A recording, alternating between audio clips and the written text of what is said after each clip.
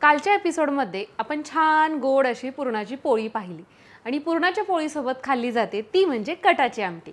आता कालच्याच रेसिपीमध्ये ही रेसिपी सुद्धा दाखवली असती तर व्हिडिओ खूप मोठा लांब लचक झाला असता, जो की तुम्हाला बघू वाटत नाही। तर त्याच्यामुळे पुरणपोळीची रेसिपी वेगळी केलेली आहे आणि आज आपण करत आहोत कटाची आमटी। कटाची आमटी करण्याची प्रत्येकाची पद्धत वेगळी असते, तशाच पद्धतीने मी कशा पद्धतीची कटाची आमटी करते हे तुमच्याबरोबर शेअर करणार आहे। चला तर मग रेसिपीला सुरुवात करूयात।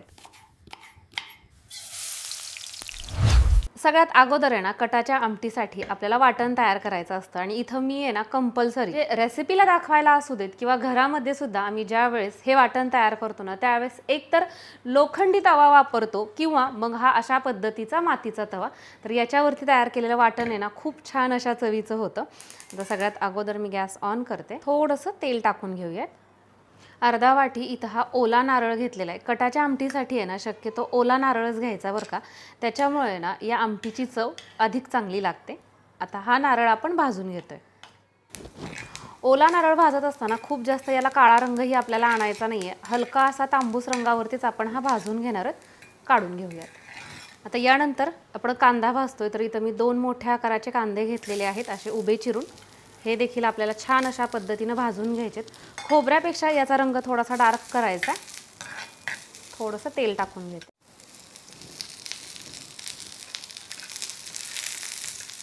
तर कांदा आपण इतपत भाजून घेतलेला आहे आणि आता सगळ्यात शेवटी आपण याच्यामध्ये थोडीशी कोथिंबीर टाकतोय आणि अगदी 1 मिनिटासाठीच ही कोथिंबीर याच्यामध्ये अशी भाजून घ्यायची आहे।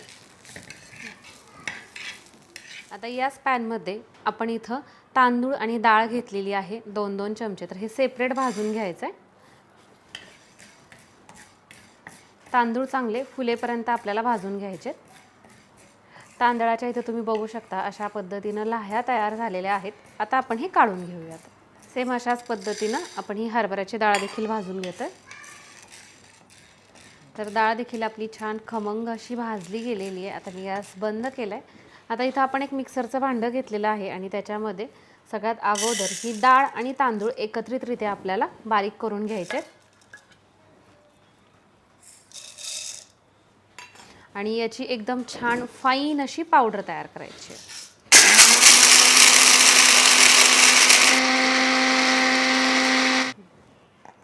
तर इथं तुम्ही बघू शकता एकदम छान फाईन असं आपल्याला याची पावडर तयार करायची आहे बरं का।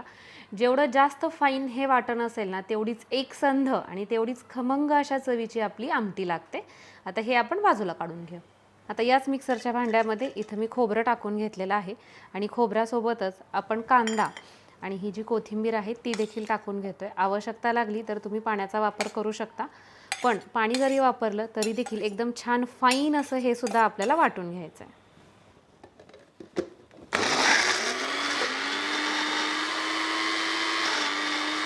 तर हे वाटण देखील इथं तुम्ही बघू शकता एकदम मस्त फाईन अशा पद्धतीने आपण बारीक करून घेतलेलं आहे। कढई आपण गरम होण्यासाठी ठेवलेली आहे आणि याच्यामध्ये आता तेल टाकून घेऊयात।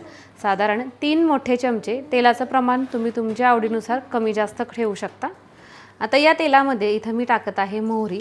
मोहरी जनरली कटाच्या आमटीमध्ये टाकली जात नाही, पण आमच्या इथे आमच्या घरी आम्ही टाकतो, तर त्याच्यामुळे मी तशाच पद्धतीने आज करते।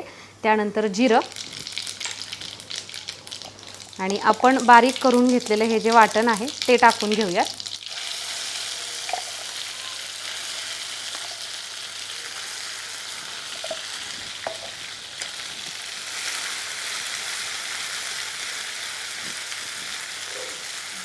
आणि या वाटणासोबतच आपण याच्यामध्ये टाकत आहोत आलं आणि लसणाची पेस्ट 1 मोठा चमचा।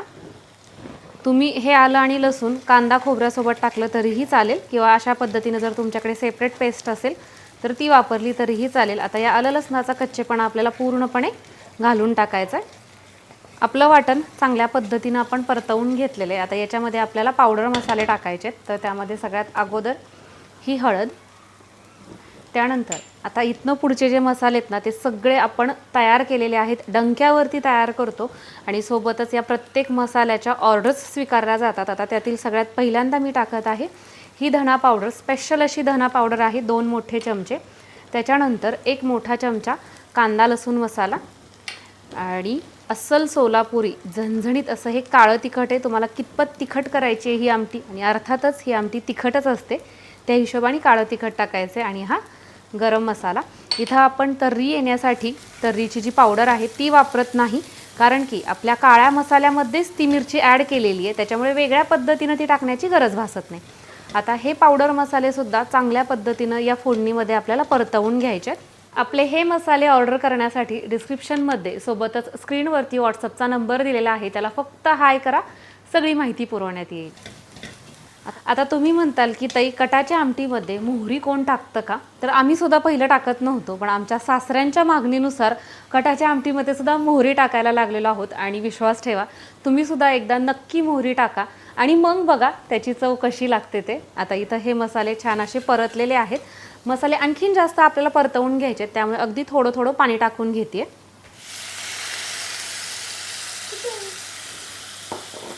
आणि याला आपल्याला छान तेल सुटू द्यायचं आहे. तर इथं तुम्ही बघू शकता छान अशा पद्धतीनं हे सगळे मसाले आणि वाटण आपण शिजवून घेतलेले. आता फोडणीमध्येच आपल्याला कोथिंबीर टाकायची आहे, कारण की कोथिंबीरीचा जो फ्लेवर आहे ना तो अप्रतिम असा येतो अशा पद्धतीनं जेव्हा आपण कटाच्या आमटीत टाकतो ना कोथिंबीर त्यावेळेस. तर आता आणखीन 1-2 मिनिट याला आपण परतवून घ्यायचं आहे. आणि आता आपण या तयार झालेल्या फोडणीमध्ये आपलं हे जे येळवणी आहे ना ते टाकून घेतो आहे.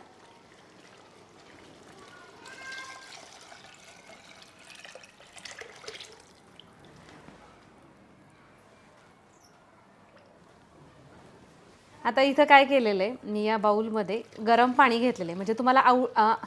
म्हणजे तुम्हाला आमटी किती जास्त करायची आहे त्या हिशोबानं नॉर्मल पाणी आपल्याला याच्यात वापरायचं नाही आहे, गरमच पाणी वापरायचं आहे. आणि आपण हे जे वाटण तयार केलं होतं किंवा ही जी पावडर तयार केली ती ना ती आता आपण टाकतोय. करताना जरी थोडीशी जास्त केली तरी एवढी सगळी टाकायची नाही आहे, कारण की करताना मिक्सरमध्ये बारीकसुद्धा झाली पाहिजे. या हिशोबानं मी 2-2 चमचे घेतले होते.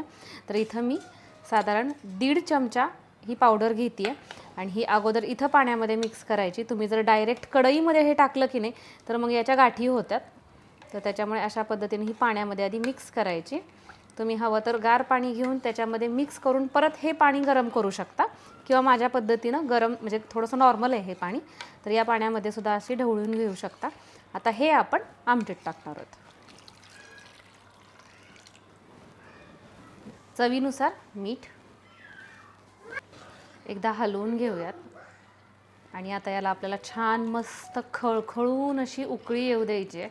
तुम्ही आमटी बघू शकता, इतका भारी सुगंध याचा किचनमध्ये दरवळतोय ना, म्हणजे तुम्हाला काय सांगू.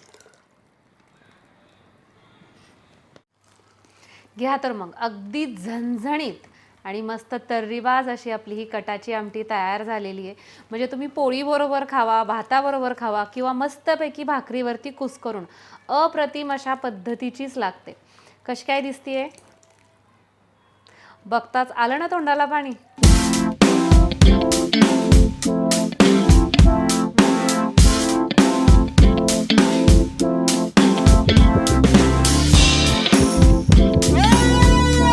ही झाली माझी पद्धत कटाची आमटी किंवा येळवण्याची आमटी करण्याची. तुम्हाला कशी वाटली कमेंट करून नक्की सांगा. आणि तुम्हाला माझी ही आमटी आवडली असेल तर व्हिडिओला लाईक करायला विसरू नका. सोबतच अजूनपर्यंत जर आपल्या चॅनलला सबस्क्राईब केलं नसेल तर नक्की सबस्क्राईब करा. चला तर मग परत एकदा भेटूयात अशाच छान छान रेसिपी सहित. तोपर्यंत बाय.